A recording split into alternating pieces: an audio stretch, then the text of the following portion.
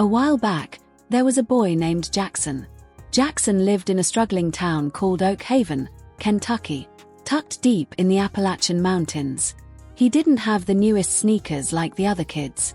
He didn't have brand-name clothes. His jeans were faded hand-me-downs. And his tennis shoes were held together by grey duct tape. But Jackson had something strong inside. He had a dream. Every day, Jackson walked 3 miles along the gravel shoulder of the highway to get to school because the bus didn't come down his road. Jackson wanted to be an inventor. He wanted to build something that could help people. Specifically, he wanted to build a lamp. His mother sold vegetables and homemade jam at the county farmer's market. But money was tight. Often, they couldn't pay the electric bill. Jackson wanted to make a lamp for her, a lamp powered by the sun. He started to collect copper wire, broken radios, and old batteries. But his first lamp did not work. The battery smoked and scorched. He tried again. The second one refused to hold a charge. The morning of the middle school science fair, he tried again. The third one fell apart in his backpack.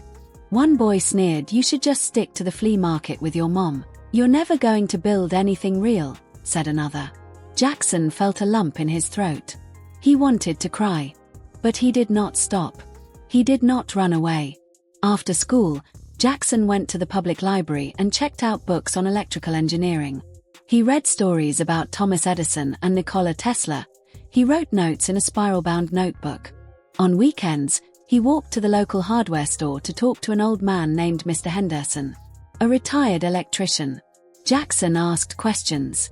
Mr. Henderson said, "You want to learn, don't you, son?" Jackson nodded. "Yes, sir. I want to help my mom." Mr. Henderson smiled. "Then don't quit." Jackson kept building. He used scrap parts and metal from broken window fans. He skipped buying snacks at lunch to save for soda, and he worked late into the night. His hands were always stained with grease. His eyes were heavy, but his heart was full of fire. Then, one day, something changed. The school principal announced over the intercom, "Students, listen up. A representative from a major tech company in Silicon Valley is visiting our district next week. They are launching a Young Innovators grant. They want to find talented young inventors." The cafeteria became loud. Everyone started talking. "A tech billionaire?" one girl asked. "Yes," said the someone. "And they will pick the student with the best prototype." The representative, Mr. Sterling, arrived in a sleek black sedan. He wore a tailored suit and a watch. He spoke to the principal and said, "We are looking for raw talent. We want to sponsor one brilliant mind." Jackson stayed quiet. He sat at the back of the auditorium. Then Emma, his neighbor and friend, walked over to him. She looked at him with a kind smile. "Give it another shot, Jackson," she said. "This is your chance." Jackson looked down at his hands. They were covered in small nicks and scratches. His fingernails were rough. But he knew he had to try. That night, Jackson went to work. He took the scavenged wires, the old mason jar, and the battery that had failed him before. He reread his library books. He soldered the connections. He tested the circuit. He waited. The small LED light stayed on for 1 hour. Then 2. Then 4. It worked. He went to school with his model in a cardboard box. Mr. Sterling stood with a tablet and a panel of judges. One child showed a coding project. Another showed a 3D printed model car. Then Jackson stood up. His hands shook. "This is my solar lantern," he said. He flipped the switch. It worked. The classroom lit up with a bright, steady glow. The judges looked at each other.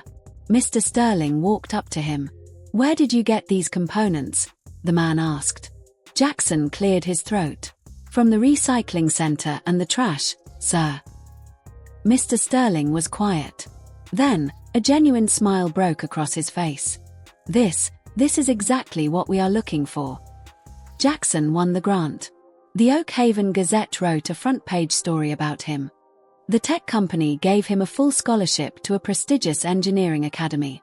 And best of all, Jackson's solar design was refined and used in many homes in his town for emergency kits and camping, and to help families who, like his, struggled with their bills. Kids could read at night. Parents could cook dinner in the light. And Jackson, he kept building. In our lives, you will see that many people stumble once, twice, or even 3 times. They try something and fail. People make jokes. People tell them to be realistic. But the winners in life are not the people who never fall. The winners are the people who get back up every time they hit the ground. Maybe you have started a project, and it didn't work out. Maybe people around you said you aren't smart enough. Maybe life got expensive and hard. But if you still believe deep in your heart, and you still try again, you are stronger than you think. You don't need a high-tech lab to start. You don't need millions of dollars. You just need to keep going. Keep learning. Keep building. One step at a time. No matter how many times you fail, get up. Dust yourself off. Fix what is broken. Start again. Because in life, the most powerful words are, "I will not give up." And if you don't give up, one day, someone will say, "This is exactly what we were looking for." Keep going. Keep the dream alive.